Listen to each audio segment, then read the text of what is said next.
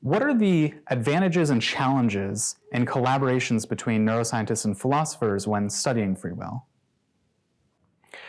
The advantages are the conceptual clarity that we can get as neuroscientists, for instance, by interacting with philosophers, and the scientific data that the philosophers are exposed to when they work with neuroscientists. The challenges are many. There are different, it's hard to talk to each other because philosophers and neuroscientists speak different languages. That's why we have meetings like this where we try to have philosophers and neuroscientists talk to each other. There are different reward structures in the university and things like that, but in the end, I think it's worth the effort. Well, there are enormous advantages to such a collaboration. A philosopher long ago spoke about the challenge that we face of reconciling what he called the manifest image of the human person, that is our ordinary everyday understanding, and the developing scientific image of the human person as a very complex biological organism whose underlying processes are not available to simple introspection, that we're not aware of, that we have to probe experimentally. So it seems that to understand the human person in morally significant terms, we have to deeply probe both images, both the manifest and the scientific image, and to be able to somehow do that together. There will always be relative expertise that philosophers have in thinking about the manifest image, that scientists in different fields have in their scientific area of expertise. But it's important that there be people who are conversant on both sides. So we need to be in ongoing conversation together.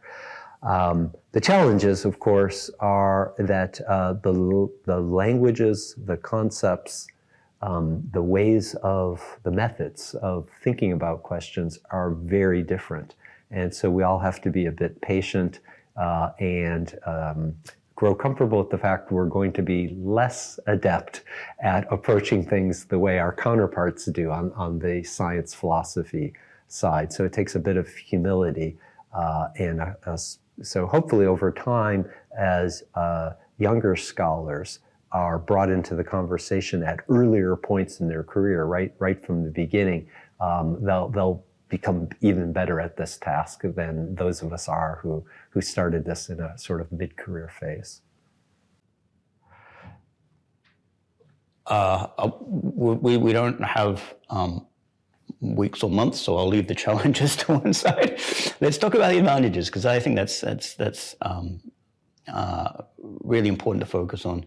I think there are two kinds of advantages, and they're in some ways diametrically opposed. One advantage is when you talk to people who are outside your discipline, it forces you to pull back and really ask, what kind of question am I even asking? What would be the kind of answer that would answer that question? What should I expect from an answer to this question? And if you're talking to people within your own little bubble, you expect everyone's on the same page, everyone understands the lay of the land. You're never forced to really pull all the way back and ask very, very fundamental questions. So when we talk to neuroscientists, I'm a philosopher, when neuroscientists talk to me, we often find ourselves just not understanding each other and forcing ourselves to get the conversation back on track. You have to pull all the way back.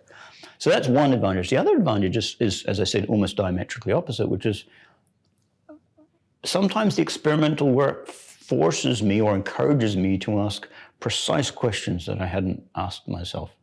I'd use this concept.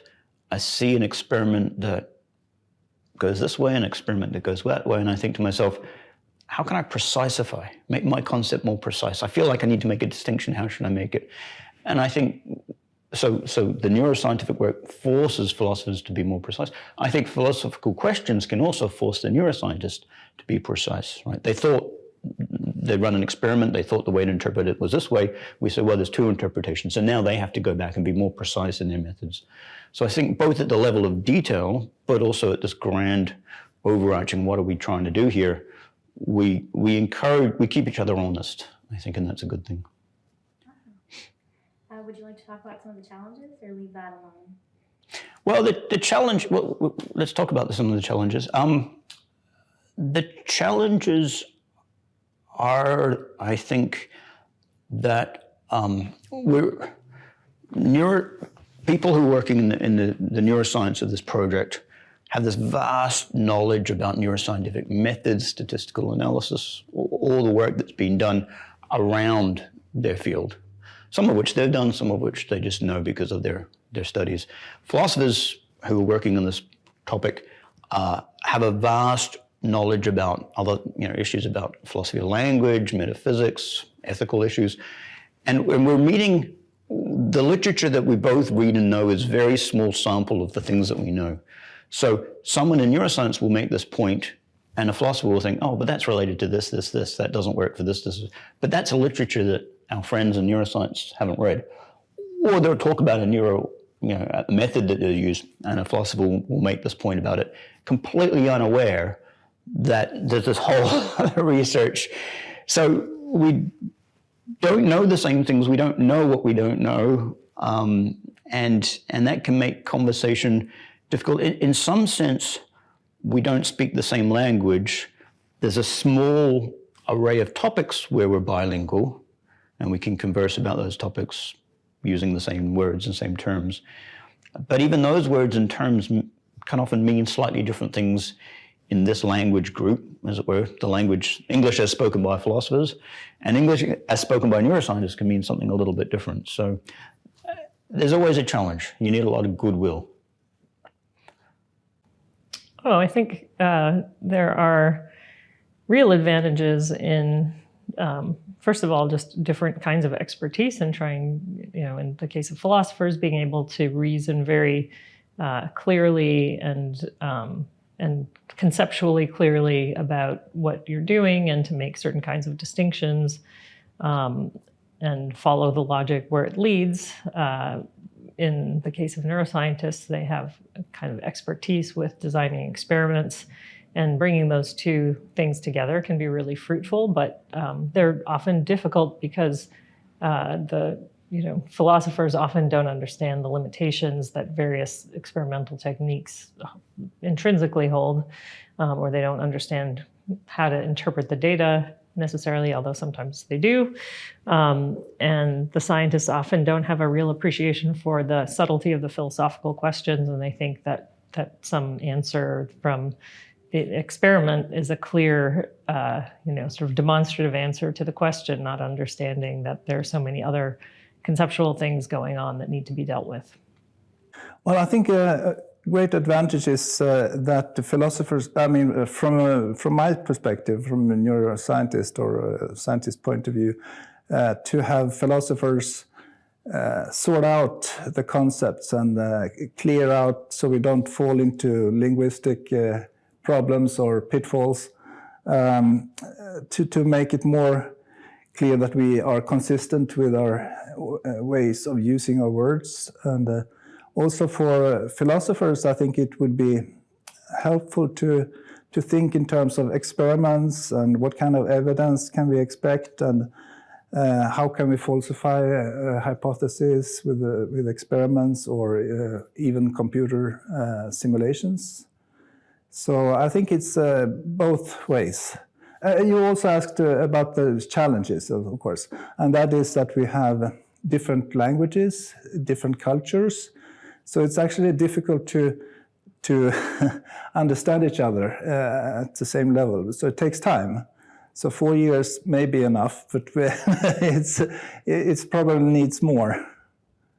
I think that's the way to study free will. So as far as I'm concerned, when I have the huge advantage and privilege to send my methods file to philosophers and get feedback from them, having them read it and try to convey the philosophical meaning of the different types of experimental conditions, for me, that is just amazing, because that gives me another layer of criticism, another layer of thinking.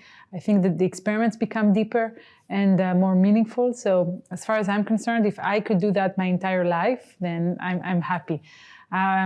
With respect to challenges, I think that sometimes the languages are somewhat different. But if we've learned something in this project, is that these gaps can be easily bridged. And as far as I'm concerned, it's the way to go. I think it's a fascinating idea to put them together, and I think credit should be given to Uri for being able to establish that type of dialogue. I think it's not easy. I think we have different ways of communicating, of sort of advancing knowledge, and so on. Sometimes we use words in different ways. Sometimes we have different traditions in terms of what constitutes a valid argument or useful ways of making progress. But despite those challenges, I think that there's very fertile ground for collaborating and for discussion. And I'm clearly a scientist, not a philosopher, but I think that I'm learning a lot from all the contributions from the philosophers in this team. Philosophy without science is empty. Science without philosophy is blind. We can both help each other. Philosophers go out into abstractions, and you need to try to pin it down in a scientific framework, with appropriate definitions that you can test in the lab. But scientists often forget about the forest, and just look at the trees, and they've got all these little fine details, but what does it all amount to? What does it all mean? And how do you decide to do this experiment instead of that experiment? Maybe because that one will get published in the journal. But I want to do the experiments that are important, that raise big issues that people really care about. And scientists don't always do that without a little guidance from philosophers. So I think the scientists gain from kind of raising the larger issues and increasing their perspectives, and the philosophers gain by the scientists bringing them back down to earth. Scientists, when they're left to themselves, they are blind to certain aspects of decision-making that are difficult to study. For example, moral responsibility is something that's very difficult to study in experiments, certainly in brain imaging experiments. And also, we tend to gravitate towards very simple, I'd say, natural science explanations of things. And I think in that way, we bypass the kind of moral intuitions that everyday people have when they make decisions. And I think a big advantage of discussing with philosophers is to be persistently challenged about ways of thinking things, seeing new aspects to phenomena, and also being more profound about the conceptual foundations of what you're doing. I suppose they are rather similar in many different subfields. It's great if we're working interdisciplinary, and the advantage is that philosophers have a long tradition of being very careful with their definitions and their concepts.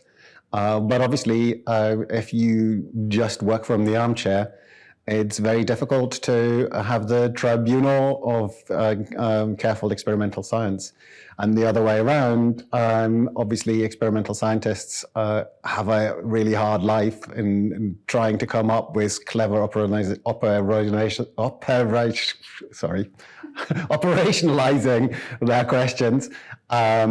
And so it's helpful to discuss with philosophers that have a bit more time to think about definitions.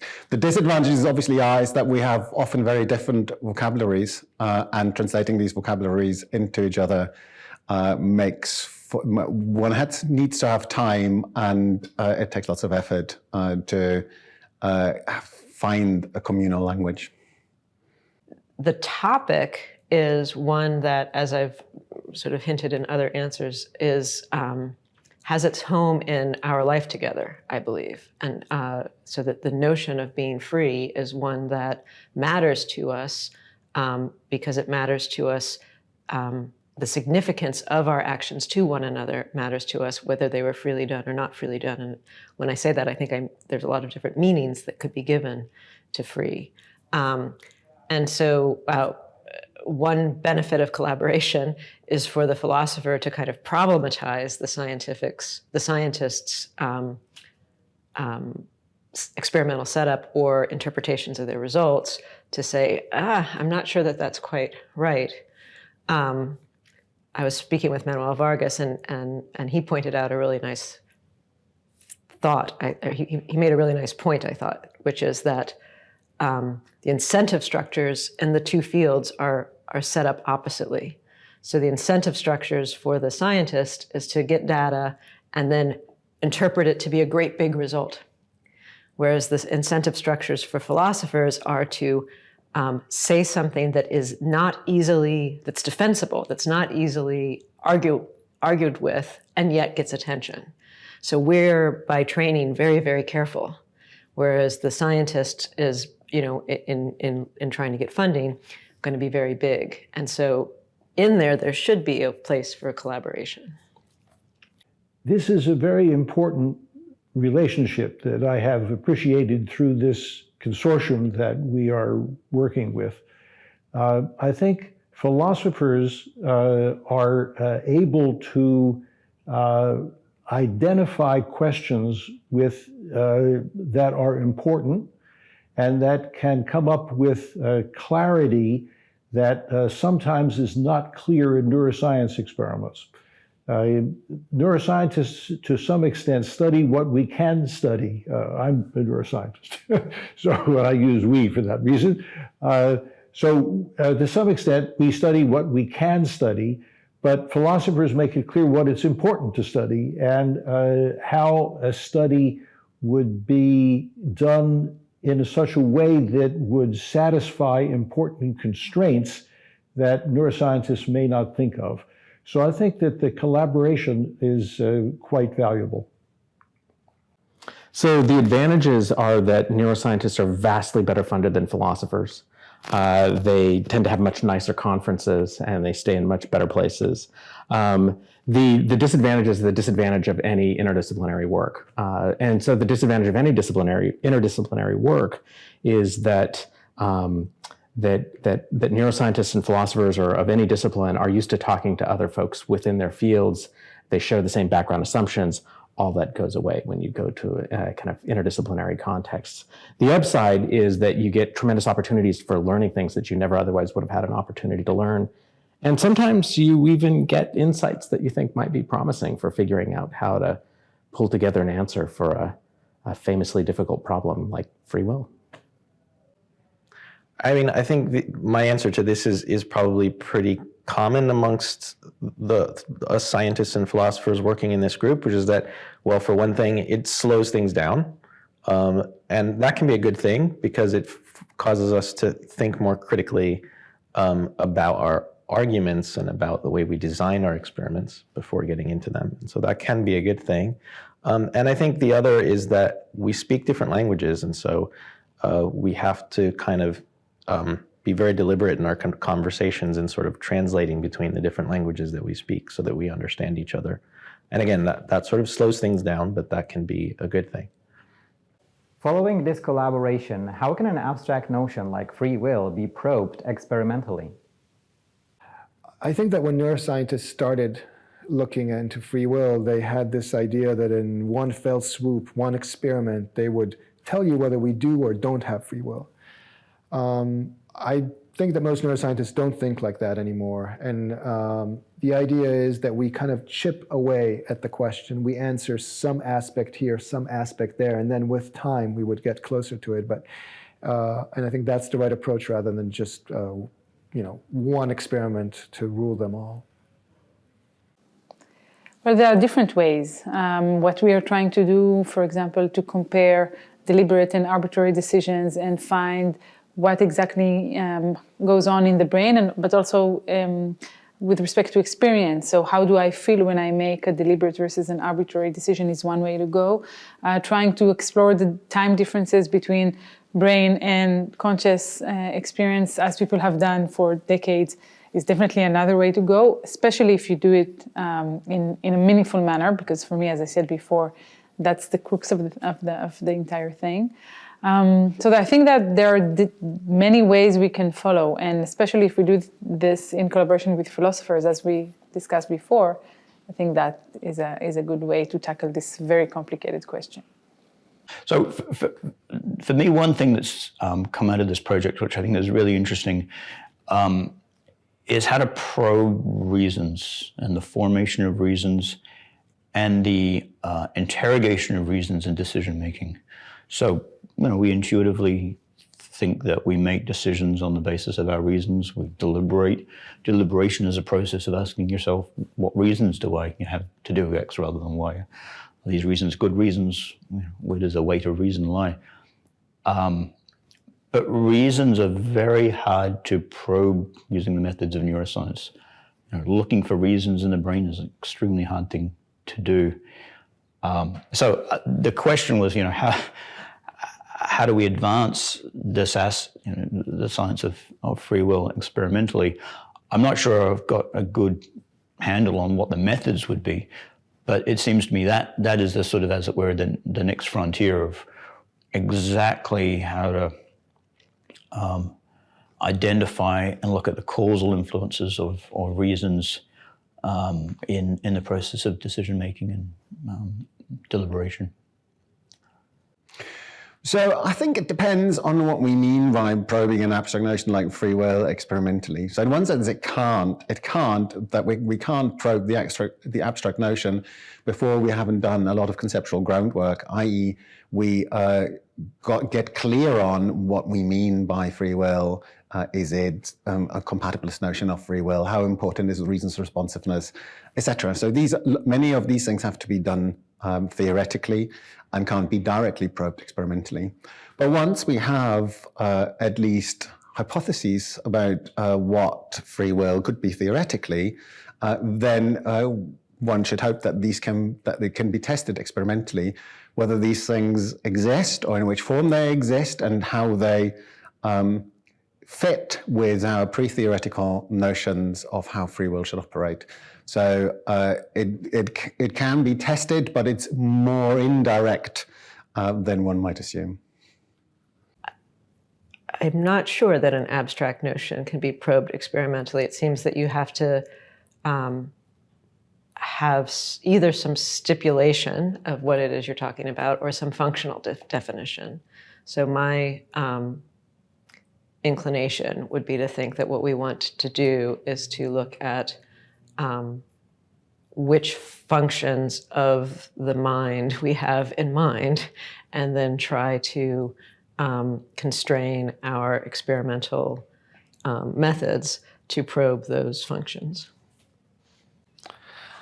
One of the things that I think has been quite exciting about this collaboration is exactly the notion of trying to formulate operational definitions to some of these issues like freedom and many others, and therefore try to probe them experimentally. So the Libet task, I think, was one initial attempt to do that, but it's clearly, there has been a strong criticism of many aspects of these tasks. And now we have a plethora of tasks created by this consortium that allows us to probe in a much deeper way different aspects of free will. So I think that that's very exciting and will be extremely productive in the years to come. I think if you want to study free will, you first need to decide what you mean with that. And there are many different things that people mean when they use the term free will. Lay people use the term differently than a lot of philosophers, than the theologians, psychologists, and so on. So I think you first have to say what you mean. Do you mean that there are alternate possibilities? If you want to test for alternate possibilities experimentally, it's more a question of physics than it is. So basically things like the causal closure of the universe or thermodynamics and things like that. That's more how you would go about looking at alternate possibilities, I think. If you're interested in control, so free will means I'm in control of my actions, so they're somehow regulated within my brain by me, myself, I think then it's a question of cognitive neuroscience, and you want to say, what are the situations where I have more control, less control? For example, I have control over when I go for lunch, but I don't have control over my patella, a knee reflex. So no matter what I want to do, how hard I want to, I can't avoid flexing my leg when I hit this reflex. So I don't have control over one, I have control over the other. And that will be an experimental approach to free will. The notion of free will can be probed by looking at levels of control. I want to know whether that person who has a fifth drink when they were driving home could have said, no, I'm not going to have that drink. And how would they do that? And under what circumstances would they say no instead of misbehaving? Then that's going to help me assess how I should react to them when they do misbehave. So I think a lot of it's going to be behavioral, looking at how they react to reasons for and reasons against their action and whether they react appropriately to those reasons. Neuroscience comes into the picture by asking, what are the mechanisms that enable them to react to those reasons? And that's also going to be fascinating, because when people misbehave and don't react appropriately, the neuroscience can actually help us give control back to people who lack it, help addicts behave better, help psychopaths behave better, and so on. So neuroscience then can be a very practical element in this exploration of free will. Well, I think we want to decide what questions we have. We want to decide what we mean by free will, and how, for instance, if it's consciousness and free will, how to operationalize those questions. But I think that trying to keep philosophers and neuroscientists talking to each other and trying to work out those things, both in the design of experiments and in their interpretation, is just a really fruitful thing to continue doing. Slowly, by breaking the concept down into constituent concepts, the different elements, it's going to be an ongoing process of understanding motivation better, understanding the role of intention in simple behavior, complex behavior. It's the notion of free will, in our intuitive understanding of it, seems very simple, but actually when you unpack it, it's complicated to understand free will and moral responsibility and how that plays out. And it's going to draw upon different scientific domains, not just neuroscience, but more social sciences, because of pervasive social influence on human behavior. Okay, so in order to study free will experimentally, I think that one has to begin to understand qualia, which are the contents of consciousness, as I mentioned before. Trying to understand consciousness and its elements is very difficult. And we don't have a very good way of understanding exactly how we are aware of things. On the other hand, we can study the brain processes that underlie these. And the most important thing that we've understood in recent years are the brain processes understanding agency. Agency is the sense or the quality of being the agent of a particular action. And we know the brain network that's involved with that, and we might be able to understand the brain network of other types of qualia as well. Well, like I said in answer to one of the earlier questions, I think, at least from a scientific standpoint, we can't really prove that free will exists or even give evidence to suggest that it exists. We can try to prove that it doesn't exist and see how far we can go with that. And there are experiments that we could potentially do, especially as technologies evolve, that might argue against free will. So I think there's a lot of room for further work with this kind of collaboration. So I think the experimental probing here is going to have to happen at multiple levels. So if you think about free will as as I was characterizing it before, as a practice-dependent concept, then partly we're going to need an apt characterization of the practice. And one way to study that might be to study human social practices and what are the conditions under which we're inclined to blame and not blame. And I think there are a variety of ways that we can study that empirically. But once we've done that, we still need to know what's going on in the head and whether or not our practices are attaching to real features of the world, whether or not they're capturing, as sometimes people put it, the joints of the world. And that's going to involve paying attention to distinctions like whether people did things intentionally or unintentionally, and what do we count as a decision and not. And so we might have everyday ways that you and I will talk about those things. But then there's this interesting open question about whether or not the underlying brain architecture of human beings maps onto the everyday discourse that we use to talk about those things. And I think what we're going to find is it's a bidirectional story. So we're going to do experimental evidence about brains. We'll do experimental evidence about attributions of mental states. We'll do experimental studies of the way that our social practices are arranged. And all of these will be inputs into a much more complicated story about the nature of free will. Well, it is very difficult, but as we have discussed during the past years, the Libet-type of experiments is not sufficient. It doesn't say very much about free will. I think free will would include deliberation and perhaps even moral considerations. And also we cannot just measure free will. We have to have a subject that is reporting on the experience during a free will situation. So it's very difficult to make it in animals, for example. But I do believe that animals have free will, but it's much more difficult to get into their minds.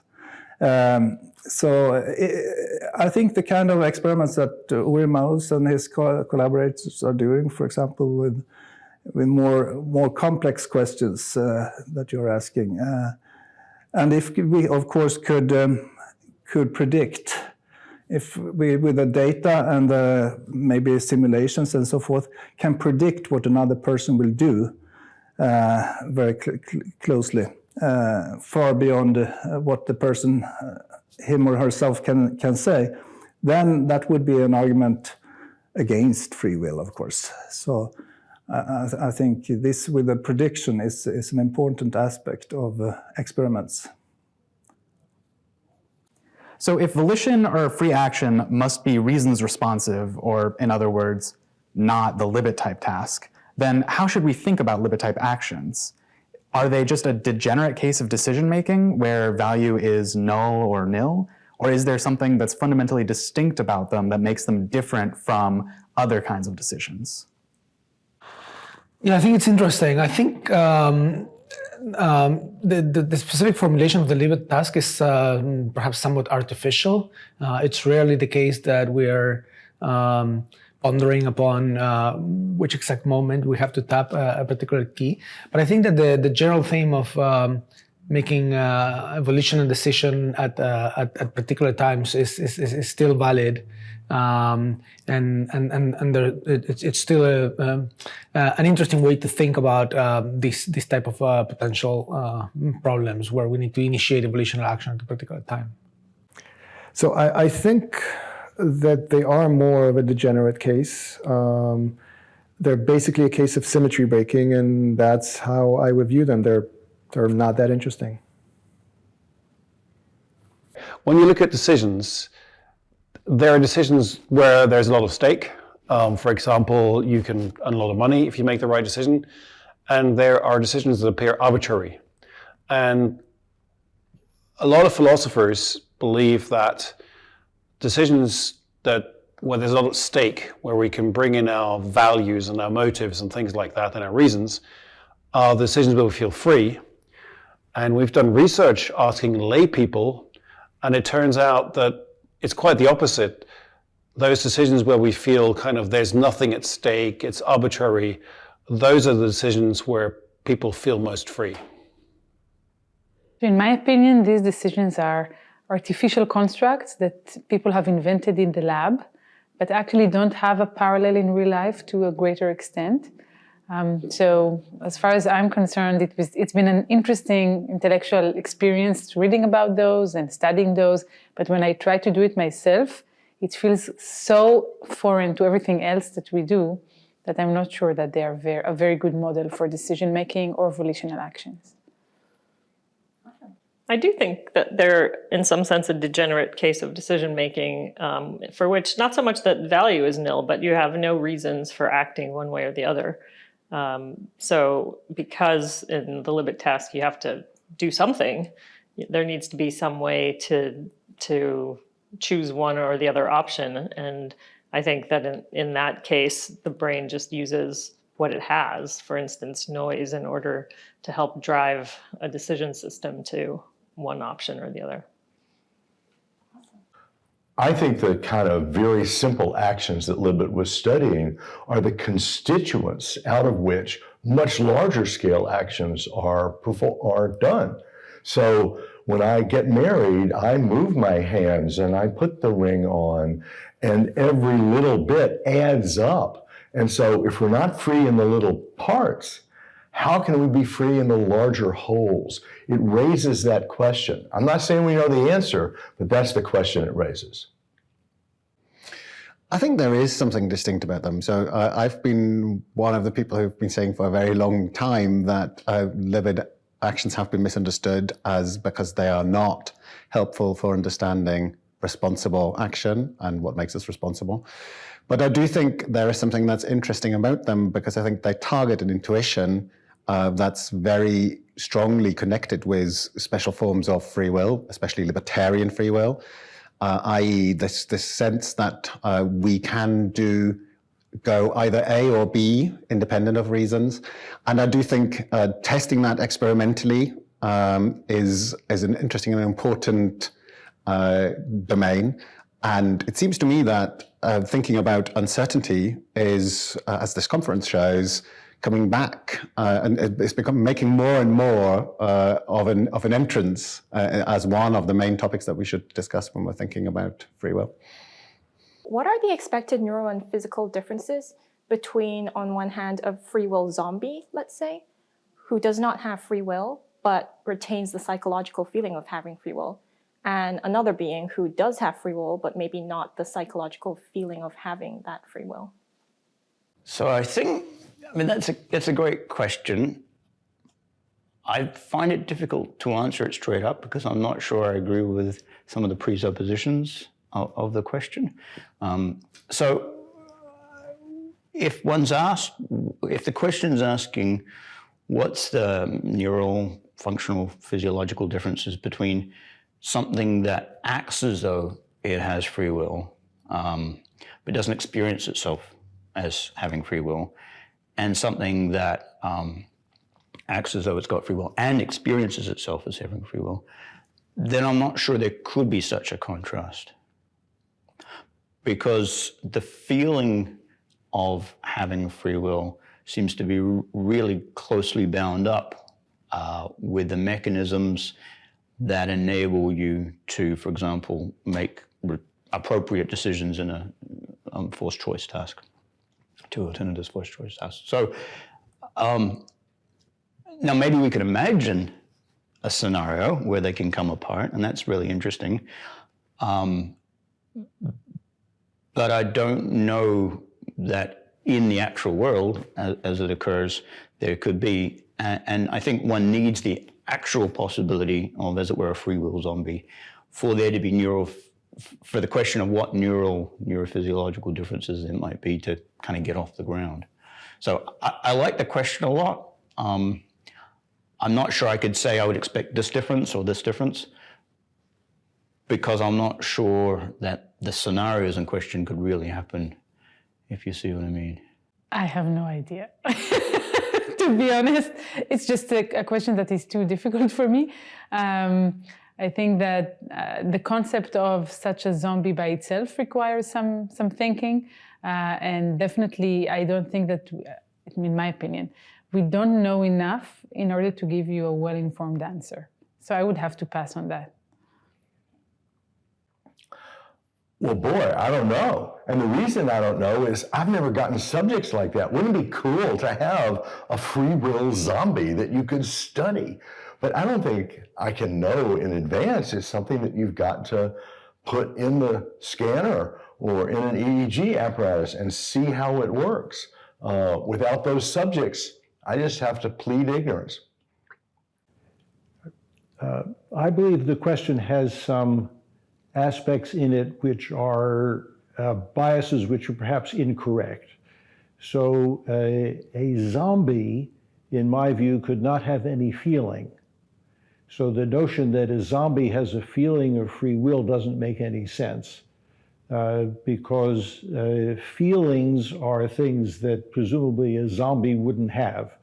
So I think that the question itself is in some way incorrect. A person that does have free will but doesn't recognize it, that does happen from time to time, of course. That is something that we see in different patient circumstances. And in those situations, we can look at the brain activity and identify what's going on and the reason for the lack of understanding of free will. Generally, at the moment, we can see that they have a failure of the agency network. So if we can look at the brain activity, we can actually recognize that particular difference. But I think a zombie, by my definition, wouldn't have any feeling, so that doesn't make any sense for a zombie. It's a complicated thing because it kind of like it implies they can't be simultaneously true. So I can't say what the differences are because they can't simultaneously be true. Okay, you could have two different cases. One is a person who thinks there are alternate possibilities, so they come to a decision point and they think that there are different possibilities for them to go, but it's already kind of predetermined what they're going to do. And the other person thinks there are no alternatives, but it isn't constrained what they're going to do. And I'd say these two agents don't live in the same universe, because in a universe that is described by the laws of nature that we have, I don't think there are alternate possibilities, whereas the second person might exist, the first person won't exist. So, yeah. What do you think is the strongest argument or evidence for and against free will? I think that the question is ill-posed. I think that the right way to think about free will is not as existing or does not exist. I think it's a matter of degree rather than do we or don't we have it. And on some circumstances, under some circumstances, we have more free will. Under some circumstances, we have less free will and maybe no free will. But I think the question is ill-posed. So I generally think that we have to try to explain scientific phenomena with the least number of external ad hoc hypotheses. So I do not see an evident role for freedom. I think that we can explain all the phenomenology around volitional decisions without the need to invoke any non-physical system, any magic juice, anything extraordinary that cannot be accounted for by neurons, spikes, and their interactions. Okay, I think the strongest argument for is experience, and to me it doesn't make sense if there is no free will. So it's existential as well. I think it's quite obvious that we have free will, but I understand that there are arguments against, and as a physicist as I am, I also realize that physics today doesn't really allow for free will. So that's the strongest argument, I would say, coming from physics, that we wouldn't have free will because the world is deterministic, if that's the interpretation of physics. But I don't agree with that, but that's another question. To me, it's more a matter of a definition rather than an argument for and against. So what happened to me was that with time, I understood that my more intuitive understanding of this question of, could I have done otherwise or couldn't have I done otherwise was very important at the time, but now seems to be, for me at least, somewhat obsolete with respect to what we now know and think. So to me, it's not a matter of having an argument for and against. It's more, how do you define free will and what do you demand of your actions or decisions in order to call them free? And I think that is more constructive, actually, when thinking about this question. Well, I don't really think that you can make an argument for free will, but there are data that could count against it. And I don't think we have those data yet. But if you could predict someone's actions well before they perform them without them knowing it, and know fully well what they're going to do several seconds into the future with near perfect accuracy, that would be something that might argue against free will. I'm going to play the horrible card of saying, well, it depends what you mean by free will. I suspect most people have played that card. If by free will means the ability to make reasonable decisions that are not bound by one's immediate environment, but take into account one's reasons, one's motivations, one's goals, one's commitments, and to do so in a flexible and rational way. Well, I think that commitment is bound up in our everyday interaction with people. I don't think you need complicated, detailed neural studies. I don't think you need EEG or fMRI to show that. It's part of our interactions with people that you and I have this capacity. Many animals don't. People with severe brain damage might not. My 2-year-old doesn't have much of it. He's getting a little bit of it. So if that's what one means by free will, which is consistent with kind of compatibilism, then I think the evidence is, in some sense, because it's bound up with our ordinary way of engaging with people. If you mean something more, as many people do, some sort of incompatibilist thing, that some capacity that's inconsistent with a conception of the laws of nature, then I'm not sure that we do have evidence for that. Certainly our everyday modes of engaging with people don't require us to make that assumption. I think the strongest evidence is our ability to control our actions in light of reasons, because that's what I mean by free will. Now, other people mean different things by free will. They mean free as opposed to determined. And I don't know how we figure out determinism in the brain, because there are inputs coming into the brain all the time. It's not a closed system. So if that's what you mean by free will, I don't know that there is going to be much evidence one way or the other.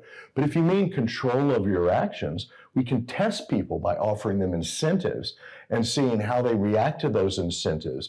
And we can test them when they have reasons against doing things and see if they can stop themselves from doing it. Like if they're an addict and there's a reason not to keep taking the drugs, will they be able to stop? Those kinds of control factors we can study scientifically. And that's one reason I think that's probably the most important and interesting form of free will. I don't think there's a single strongest piece of evidence for it, but I think the question's a little bit like the question, what's the strongest evidence for the existence of love? And so I think the answer to that's going to turn out to be some combination of the fact of our social practices, that there are things we care about and talk about as being about free will, or that free will is implicated in those things. And then we have to go and show that we're not just kind of manufacturing features about the world, but there's really something out there that we're tracking. So I think the strongest evidence for it's going to have to be some combination of careful attention to social practices, and then careful attention to figure out whether or not any of the kinds of things that we talk about when we talk about free will turn out to actually have any structure in the world when we're talking about these things. How would you characterize the relationship, if any, between consciousness and free will? So I think lots of people think that consciousness is very important for free will, and it's certainly important to be aware of the external things we're controlling, if we're going to control them. So if you think about free will, I like to think about it in terms of control, and then being aware of objects, or even of your own bodily movements. If you're not aware of them, it's going to be hard to feel like you're in control of them. But I think we get confused because I think we think that we would also need to be similarly aware of those aspects of our mind by which we're controlling those other things, as though we need to control the activities by which we're controlling things. But that seems to me unnecessary.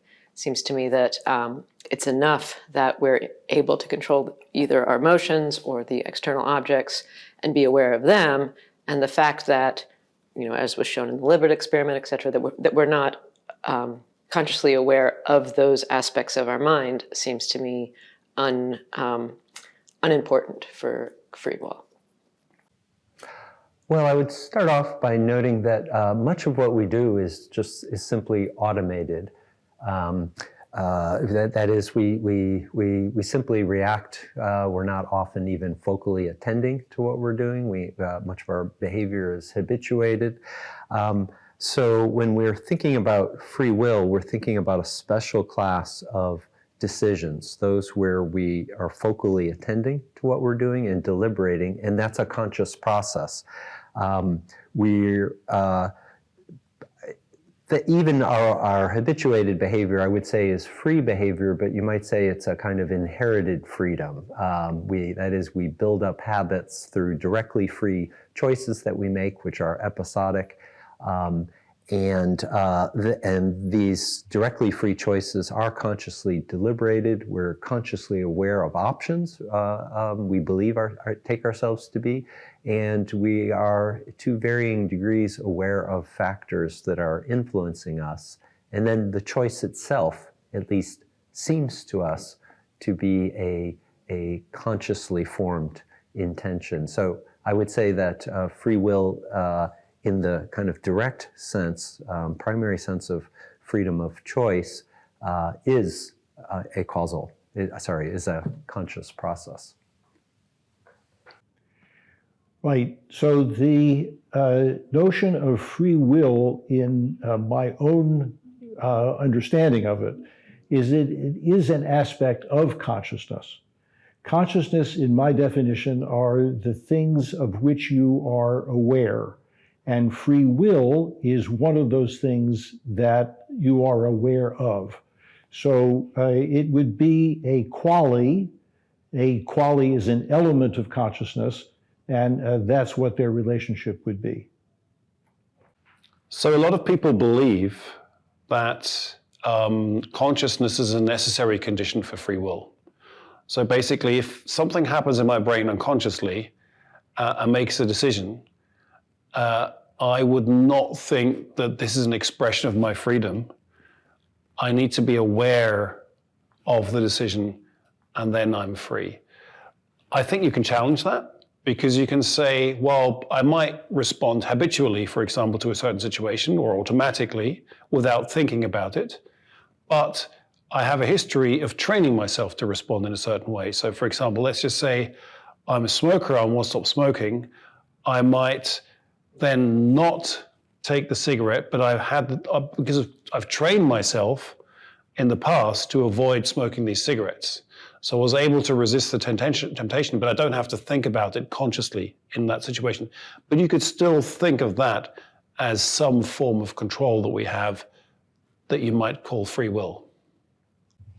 I think it's a quite complicated relationship. I think there are many things that we do freely that we don't have a conscious intention of, in the sense that we're aware of having an intention with a certain content with respect to that task, but that we're conscious, for instance, of the goal. I think that creature consciousness, being conscious, is maybe a prerequisite for free action, but it's not. There are many other types of consciousness that I don't think are essential for free will. I think one reason that consciousness is important for free will in some, or maybe many of the cases that we're really concerned about freedom in, is that this is my hunch, that being conscious of one's reasons and the consequences of actions and stuff like that gives you the ability to deliberate, step back, reassess. And it's that kind of higher order deliberation that I think we value in freedom in hard choices. But I think I'm perfectly free when I drive and, step on the brake pretty much automatically. I still think that that's a volitional action. So for me, the relationship is pretty close, in the sense that I'm not sure that you can have an unconscious decision that is free, in the sense that I think about freedom, which is mostly how well it aligns with what I want and what I believe in. Although I don't think that would be impossible. So it might be that I make a decision unconsciously, whatever that means, and it still aligns with my beliefs, and then for me it would be free. So I'm not sure it's a necessary component, but definitely for the feeling of freedom, so my experience of making a volitional action, for that consciousness is very much needed. I think that relationship comes up at least the way that we think about free will. Whether or not it comes up in free will per se, I don't know. But when you ask someone a question about free will and whether or not they think they have it, I think what they're thinking about is whether or not their conscious thoughts seem to cause their actions. And so from that point of view, from the perspective of the folk notion of free will, I think that idea of consciousness is built in. And if you were to ask me just personally, not as a scientist, what kind of free will would you want? I'd want the conscious kind. Do you think it is possible to provide a simple and unambiguous mathematical definition of the terms awareness, consciousness, and attention? Yeah, you can just stipulate a number, but it's probably a bad answer. Beyond that, I don't know. I have no idea.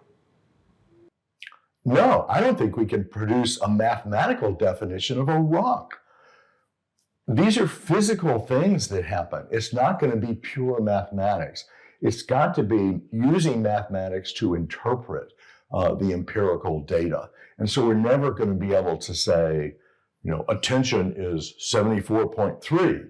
It's going to be a certain configuration of neural processes that are probably distributed throughout large parts of the brain. So mathematics will be part of what we use to analyze those concepts, but it'll never be enough by itself. No.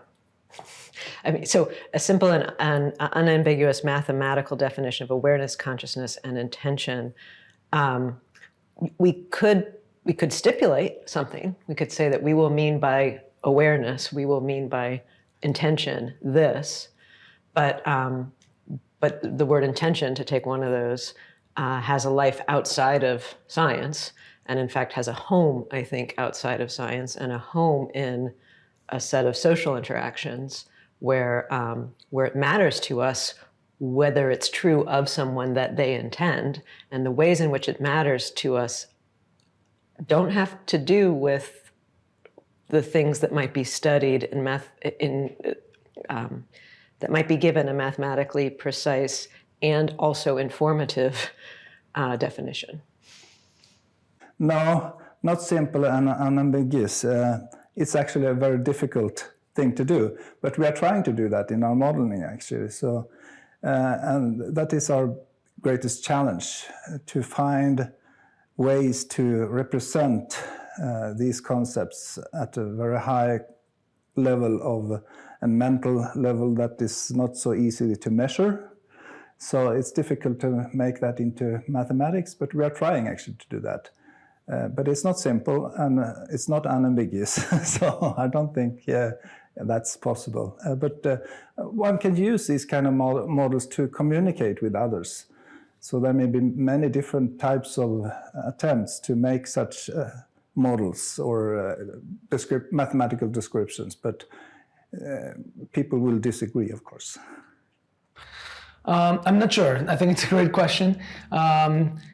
Perhaps one of my favorite mathematical definitions right now is the idea that of integrated information theory that has been put forward by Giulio Tononi initially, and now championed by people like Christoph Koch and many others.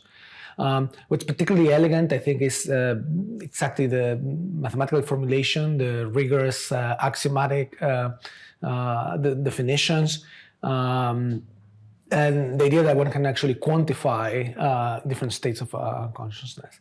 That said, in practice, it remains pretty challenging to compute, almost intractable with current methods.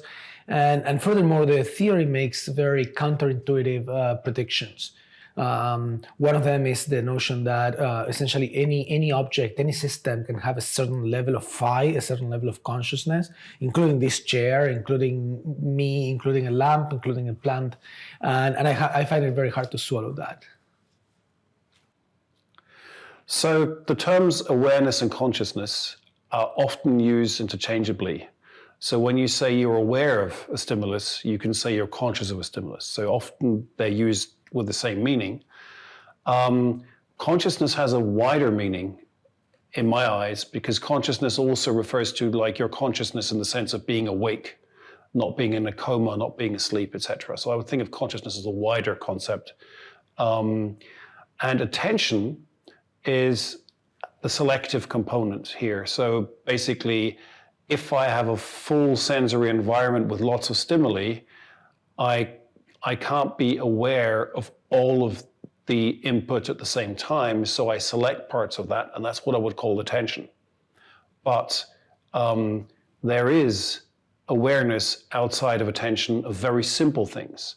So people used to believe that attention is the full gatekeeper to awareness, so only the things that your attention is selected are what will enter awareness, but we now know that very simple things will enter awareness as well. For example, simple colors and stuff.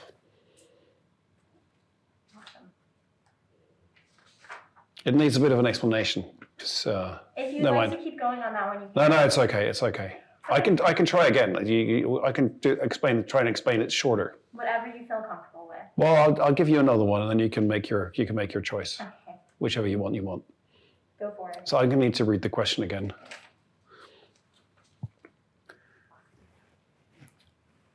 So the terms awareness and consciousness are often used interchangeably, and there's no clear definition that kind of everybody accepts for a difference between them. But I think consciousness is a wider concept, because consciousness also refers to the idea of being awake or not being in a coma, not being asleep, and so on. Attention is the selective aspect, and it basically means that if you're in a full sensory environment, there are lots of things that compete for your attention. You select one of them, and that's what you become aware of. But it's important to note that people used to believe that attention has the full power of selecting things for awareness, and everything that's not attended, you're not aware of. But it has become clear that we are also aware of things that are not selectable by attention. For example, in the fringe of our perceptual experience, things we're not attending to, we're still aware of very simple aspects, for example, colors and things like that, but we don't have to select them actively. For awareness and consciousness, I think it's difficult. There are theories of consciousness out there, more or less prominent. Whether the field is really ready for those is another question. For attention, I think that's an easier thing, and I think for attention, I think the answer is yes. For awareness, I think, and consciousness, the jury is out. Some decisions are considered to be biased to a certain degree or under certain conditions, without this endangering free will as a whole. Where would you draw the line after which the decision is unfree or without moral responsibility? I think in cases where bias is, let's say, something that you can't escape from, that certainly makes mitigates responsibility to some degree.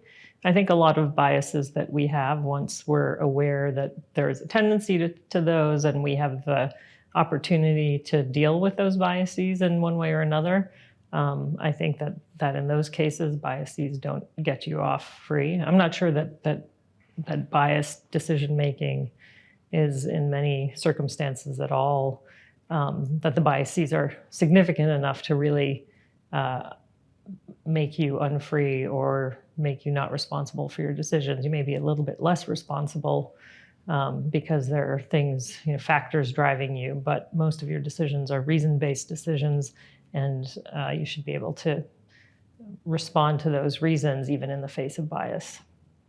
Yeah, I think this is perhaps the most important question in this whole field.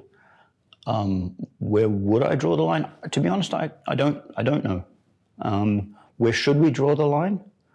Where should our legal systems draw the line? What kind of bias what kind of influence is the kind of influence that we should expect people to resist and respond to and sort of deal with? And at what point does it become the kind of bias or pressure that is responsibility draining, as it were? We shouldn't expect someone. At what point does the bias or the pressure, is it a bit like me simply picking up your hand and moving your body where you've got no control? I don't know the answer to that question, and I don't know how we should go about answering it. Even worse, right? I don't know what methods we should use. One starting point thinking about it is, at what point does bias and influence change how we experience control over actions? But that's a starting point. I don't think that's the ending point, because you might say, well, the experience of control is only one thing. Or maybe we have control even when we don't experience that we've got control. Well, do you mean in time? Where would you draw the line in time? Like in the sort of time leading up to the decision? And if that's the question, then our best guess at this point is about 200 milliseconds before the action. After that, you can't take it back. But in other ways, I don't think there's, if you're not talking about time, I don't think there's anywhere you can draw that line. I think you can always, quote unquote, put up a fight until the end. So I think one way to think about this question is to look at what we care about in our responsibility practices. And then from there, I think we back read into a story about free will. So part of what that means about where do we draw the line is partly it's going to turn on the question about what is it that we're trying to do with these practices. And I think that one way to understand what we're trying to do with these practices is we're trying to sensitize people to what kinds of things we regard as moral considerations. And so we tend to think of freedom as roughly whether or not you're the kind of agent that we can properly blame or not blame. And this is going to be sensitive to whether or not our blaming practices succeed over time, and for people like us, creatures like us, to help us do a good job of tracking those sorts of considerations. So I think the question's in some sense a little bit like asking, where do we draw the line for foul calls in a sport? And the answer to that question is going to be something like, well, look, we can look at a rule book, but the answer that's ultimately going to be given to us isn't just, where do we happen to draw the line, but why do we call those fouls in the first place? And if you think the answer is something like to protect the players, to preserve the flow of the game, the entertainment of the audience, then I think thinking of it as a social practice in that way, we're going to have to do something similar with that or similar to that in the case of free will. I would not draw a line at all. This idea that some people are free and others are not, and there's going to be a sharp line between them, I think it's crazy. It's like saying, where does red become purple? Yeah, there's no particular place. It's a continuum of control. Some people have more control or less control than others, but there's no line that says these people are free and those people aren't. I think that question is not a question about the well-functioning of the capacities of agency for the individual subject, but is rather a question about the point at which the influence by others on those capacities becomes illicit. So I think that you can, your capacity for decision-making could be operated without any defect and without any internal trouble, so to speak, and yet you're being deceived, yet you're being coerced, yet things are happening to you by other people that would qualify you as unfree.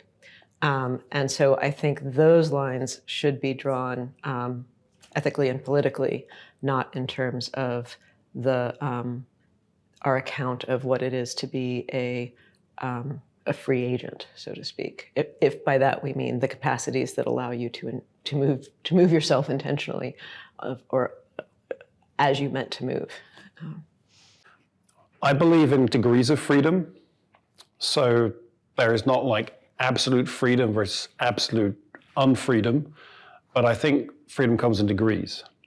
And that means that you're always exposed to more or less influences.